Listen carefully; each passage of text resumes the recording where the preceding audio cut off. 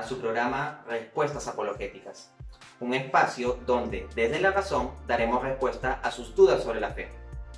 Mi nombre es Dante Urbina, apologista católico, y bueno, voy a acompañarlos en este viaje. Vamos a las preguntas. Ciertamente hay un debate en torno a si el final del Evangelio de Marcos, es decir, Marcos capítulo 16, versículo del 9 al 20, habría estado o no en el documento original. De hecho, uno encontrará que en algunas versiones de la Biblia esta porción se pone entre corchetes y se suele poner un pie de página diciendo esta porción no se encuentra en algunos manuscritos antiguos. ¿Cómo responder a esto? Lo que hay que hacer es examinar con criterio científico. Apliquemos pues el criterio de las tres pruebas: la prueba bibliográfica, la prueba de evidencia interna y la prueba de evidencia externa. La prueba bibliográfica se refiere a la transmisión textual, a la cantidad de manuscritos disponibles y qué tan cerca estos estarían respecto al documento original. Pues bien, en el caso del final del Evangelio de Marcos tenemos que la evidencia es buena, muy buena, porque Kurt Aland y Barbara Aland, en su libro El texto del Nuevo Testamento, nos dicen lo siguiente. Ellos nos dicen que esta porción se encuentra, abro cita, en el 99% de los manuscritos griegos. Esto es importante porque muy probablemente el texto original sería en griego y por lo tanto la línea de manuscritos griegos sería la más relevante. Asimismo, Nicholas Lund, en su libro The Original Ending of Mark, es decir, el final original de Marcos, que es un tratado académico entero solo sobre esta cuestión, dice lo siguiente. El final más largo tiene, de hecho, la atestación temprana en la forma de inclusión en el Ditesarón, a finales del siglo II, estando además presente en la mayoría de manuscritos latinos antiguos. Entonces pasa la prueba bibliográfica, porque hay manuscritos latinos donde está presente, está en el Ditesarón y también está en la casi totalidad de manuscritos griegos. ¿Y qué hay sobre la evidencia interna? Si uno va al Evangelio de Marcos, se encuentra cosas interesantes. Por ejemplo, en Marcos 9:31 leemos: el Hijo del Hombre será entregado en manos de los hombres, y lo matarán, y a los 3 días de haber muerto resucitará. Jesucristo ya anunciaba su propia resurrección. Pues bien, resulta que en el final de Marcos, Marcos 16, del 9 al 20, lo que se narra es la resurrección de Jesús como hecho consumado. El hecho de que ya en Marcos 9:31 Jesús hable sobre su propia resurrección es evidencia interna de que lo más natural sería que el Evangelio de Marcos incluya pues el cumplimiento de tal palabra de Jesús. De hecho, ¿qué sucede si eliminamos ese final de Marcos? Bueno, en ese caso el Evangelio de Marcos terminaría en Marcos 16:8, que dice lo siguiente: ellas, es decir, las mujeres que fueron por la mañana al sepulcro de Jesús, ellas salieron huyendo del sepulcro, pues estaban temblando y fuera de sí, y no dijeron nada a nadie por el miedo que tenían. Y ahí terminaría la historia. O sea, el Evangelio de Marcos te narraría toda la historia de Jesús, y que Jesús murió y lo crucificaron y lo enterraron y fueron las mujeres en la mañana, y encontrarían que el cuerpo no está, y ellas se quedarían calladas. Y ahí termina. Es un final como muy raro, ¿no? Lo más natural sería que se diga qué pasó. Y con el final del Evangelio de Marcos completo, esto se dice. Asimismo, encontramos en términos de prueba de evidencia externa que documentos externos citan el final del Evangelio de Marcos. Así, por ejemplo, San Ireneo de León, en su obra Contra las herejías, libro 3, capítulo 10, numeral 6, dice: hacia la conclusión de su evangelio, Marcos dice: así, luego de que el Señor Jesús les habló, fue recibido en el cielo y se sentó a la diestra de Dios. Eso es una cita directa de Marcos 16, 19. Y resulta que San Ireneo de León es un padre de la iglesia del siglo II. Entonces tenemos evidencia externa temprana de este final más largo del Evangelio de Marcos. La pregunta es, ¿por qué sucede que el Evangelio de Marcos no está en alguno de los manuscritos antiguos? Creo que hay una explicación bastante natural. Si en línea con la tradición el autor del Evangelio de Marcos fue Marcos, que a su vez fue discípulo de Pedro, y Pedro, el apóstol, estuvo en Roma, entonces muy probablemente Marcos habría estado en Roma, donde hubo fuerte persecución a cristianos e incluso hubo un incendio. Entonces, ¿qué tenemos? Que en la comunidad cristiana donde se había comenzado a transmitir el Evangelio de Marcos con las primeras copias manuscritas, habría habido un contexto de persecución, de incendio y todo eso, y dadas esas circunstancias, algunos de los manuscritos antiguos originales de Marcos, copias de los originales de Marcos, se podrían haber dañado. Pues bien, ¿por dónde se daña un rollo antiguo? Un rollo, por la estructura que tiene, si se quema un poco, por ejemplo, o se desgasta, se daña por el comienzo o por el final.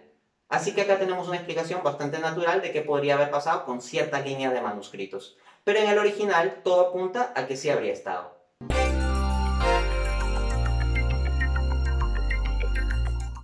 ¿Qué responder a esto? Lo mismo, el análisis con el criterio de las tres pruebas. Vamos a la prueba bibliográfica.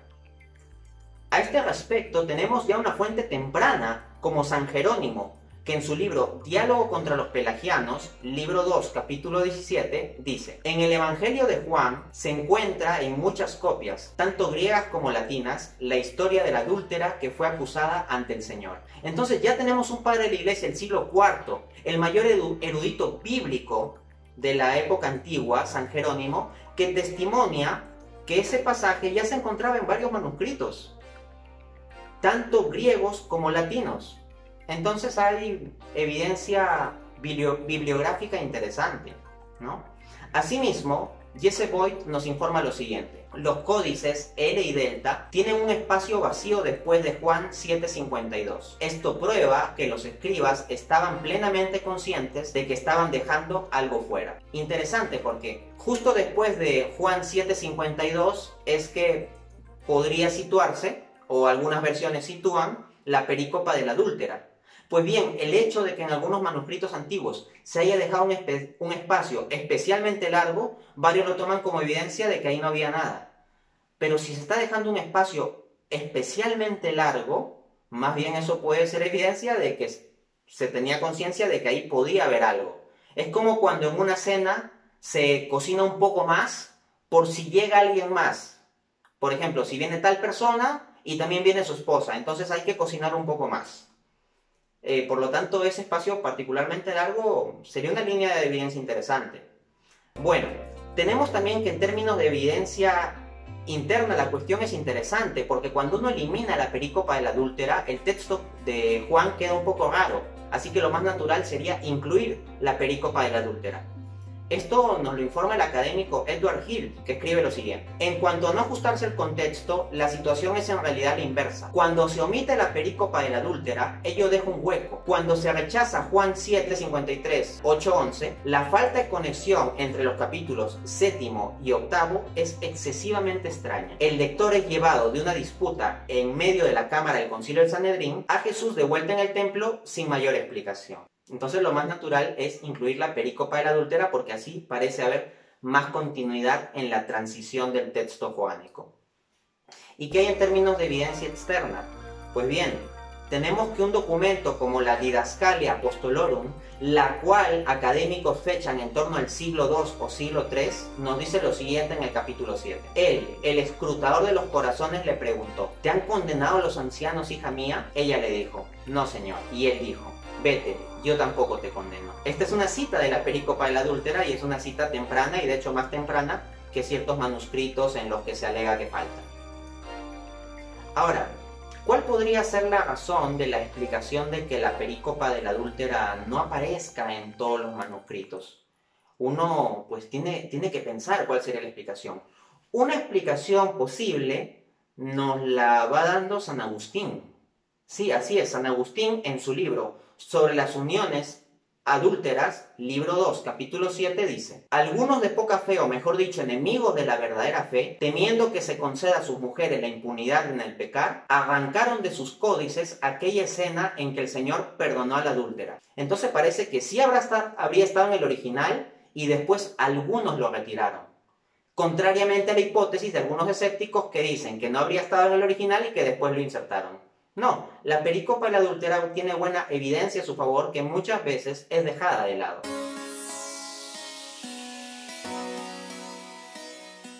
La coma joánica se refiere a un pasaje muy disputado del Nuevo Testamento, que es Primera de Juan 5:7, donde dice: porque tres son los que dan testimonio en el cielo, el Padre, el Verbo y el Espíritu, y estos tres son uno. Ahora bien, resulta que algunos dicen que los concilios católicos habrían dogmatizado tal pasaje y que por lo tanto todo católico estaría obligado a aceptarlo. Así, por ejemplo, en el Cuarto Concilio de Letrán de 1215, en el Canon 2, se dice: por tanto, reprobamos el libro que el abad Joaquín publicó contra el maestro Pedro Lombardo sobre la unidad o esencia de la Trinidad. Y en esa misma línea de texto, comentando esto, citan la coma joánica, Primera de Juan 5:7, en el texto del concilio. Entonces uno dice, ajá, entonces el Concilio de Letrán ya es un concilio católico ecuménico que está comprometiéndose con que la coma joánica es verdad. La respuesta es que no, porque les acabo de leer cómo inicia el párrafo. El párrafo en cuestión dice que se está reprobando ciertos errores sobre la doctrina de la Trinidad de Joaquín, del abad Joaquín de Fiore. Pues bien, él apelaba a la coma joánica y lo que se está haciendo es responderle a él. No, el concilio no se está comprometiendo necesariamente con que el texto esté en el original. Y esto es evidente porque en ese mismo Canon 2, luego de citar el texto de 1 de Juan 5:7, dicen: como se encuentra en algunos códices. Entonces el mismo concilio católico da testimonio de que está en algunos códices, no es que está en todos. Entonces el concilio no se está comprometiendo necesariamente con que la coma joánica sea verdad. Simplemente está discutiendo la cuestión de condenar ciertos errores sobre la Trinidad en que caía Joaquín de Fiore. Pero otros apelan al Concilio de Trento, que en el decreto sobre las escrituras canónicas, sesión 4, dice lo siguiente: si alguno no recibe como sagrados y canónicos los mencionados libros completos con todas sus partes, como se los ha solido leer en la Iglesia Católica y se contienen en la antigua edición de la Vulgata Latina, sea anatema. Como la coma joánica aparece en ediciones de la Vulgata, entonces ahí los católicos ya están diciendo que la coma joánica necesariamente es verdad. Aquí hay que tener cuidado. Aquí hay que tener en cuenta que, como dice el Código de Derecho Canónico en su canon 749.3, ninguna doctrina se asume como infaliblemente definida a menos que ello sea manifiestamente evidente. Entonces la pregunta ¿es manifiestamente evidente que la coma joánica es necesariamente parte de la Vulgata? Y la respuesta es que no. De hecho, como nos informa un artículo de King James Version Today, abro cita, esta se trata de una fuente protestante, el manuscrito latino más antiguo teniendo 1 de Juan 5 es el Códice Fuldensis o manuscrito F de mediados del siglo VI. Esta es una versión de la Vulgata y no contiene la coma. Entonces, vemos manuscritos antiguos de la Vulgata misma que no contienen la coma joánica. Por lo tanto, no resulta manifiestamente evidente que la Vulgata esté vinculada a la coma joánica. Asimismo, tenemos algo interesante. Como reporta Jimmy Atkin en su artículo Catholics and Textual Criticism, abro cita, la coma joánica no está en la versión revisada de la Vulgata Latina, la traducción oficial que usa la propia Santa Sede. O sea, si uno va a la versión de la Vulgata que consta en la página web del Vaticano, no aparece la coma joánica. Por lo tanto, en vista de este contexto, es claro que el Concilio de Trento tampoco se vincula a decir que la coma joánica necesariamente es cierta. En este aspecto, parece haber legítima libertad de opinión para los católicos. Y bueno, con eso hemos cubierto el programa de hoy. Nos vemos en un siguiente programa.